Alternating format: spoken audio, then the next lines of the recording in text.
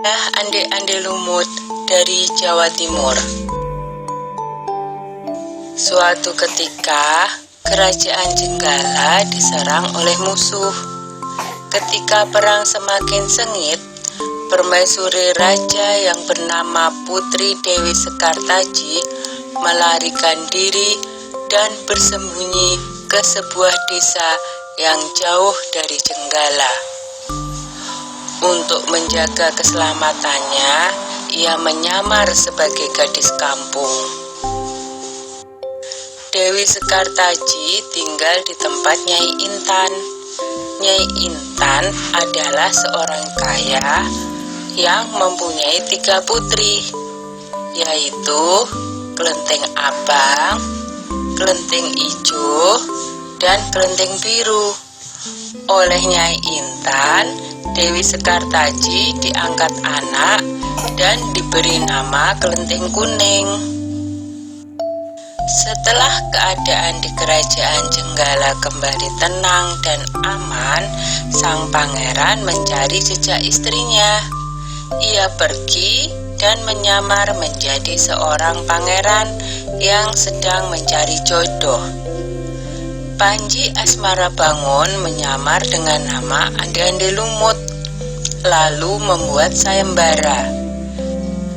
Dalam waktu singkat, berita sayembara itu tersebar jauh hingga ke desa si Kelenteng Kuning.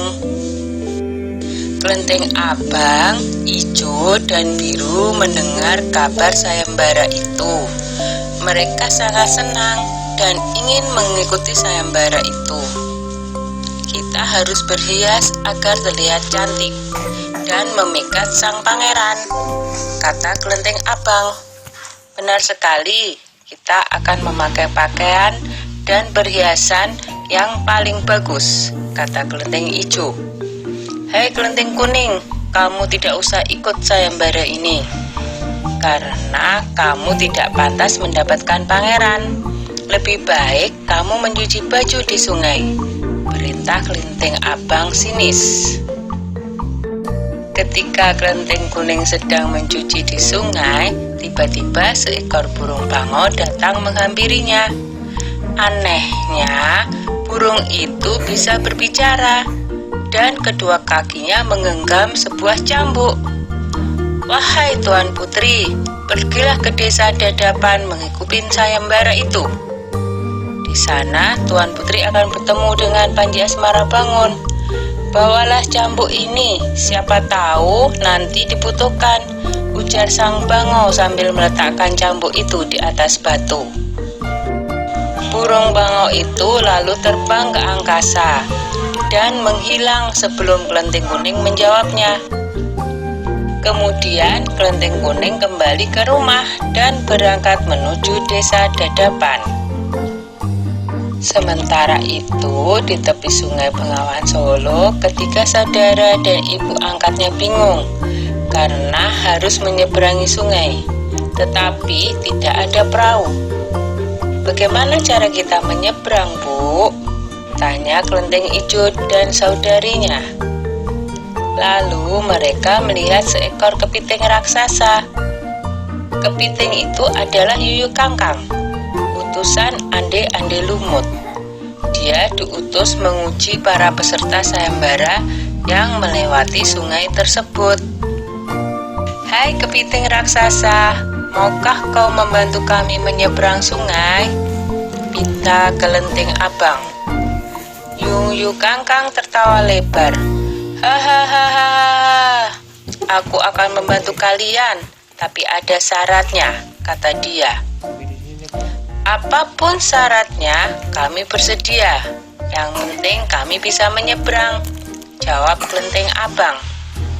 Kalian harus menciumku, kata Yuyu Kangkang. Dan mereka pun bersedia memenuhi syarat si Yuyu Kangkang. Kelenteng Kuning tiba di pinggir sungai. Yuyu Kangkang mengajukan syarat yang sama, tetapi Kelenteng Kuning menolak. Dia tak ingin mengkhianati suaminya. Berkali-kali Kelenteng Kuning memohon, tetapi Yuyu Kangkang tetap menolak. Akhirnya kelenteng kuning memukulkan cambuknya ke sungai, dan seketika itu air sungai Bengawan Solo surut. Melihat itu, Yuyu Kangkang ketakutan dan segera menyeberangkan kelenteng kuning, bahkan mengantarnya sampai ke desa Dadapan. Sayembara pun dimulai. Secara bergiliran, Kelenteng Abang dan adik-adiknya menunjukkan kecantikan mereka di hadapan ande-ande lumut. Namun, tak seorang pun di antara mereka yang dipilih oleh ande-ande lumut. Ampun pangeran, hamba mohon, terimalah salah satu putri hamba, iba Nyai Intan. Ande-ande lumut menjawab, "Wahai Nyai Intan, ketahuilah, aku tidak bisa memilih seorang pun dari putrimu, karena mereka telah mencium si Yuyu Kangkang." Sambil menunjuk kelenteng kuning, pangeran melanjutkan, "Aku memilih gadis ini karena dia telah lulus ujian, tidak mau mencium si Yuyu Kangkang." Nyai Intan dan ketiga putrinya baru sadar bahwa mereka ditolak oleh ande-ande lumut karena tidak lulus ujian. Kemudian ande-ande lumut membongkar penyamarannya dan mengatakan bahwa dia adalah Panji Asmara Bangun. Kelenteng kuning sangat bahagia karena bertemu lagi dengan suaminya. Sudah ya cerita ande-ande lumutnya. Jumpa lagi.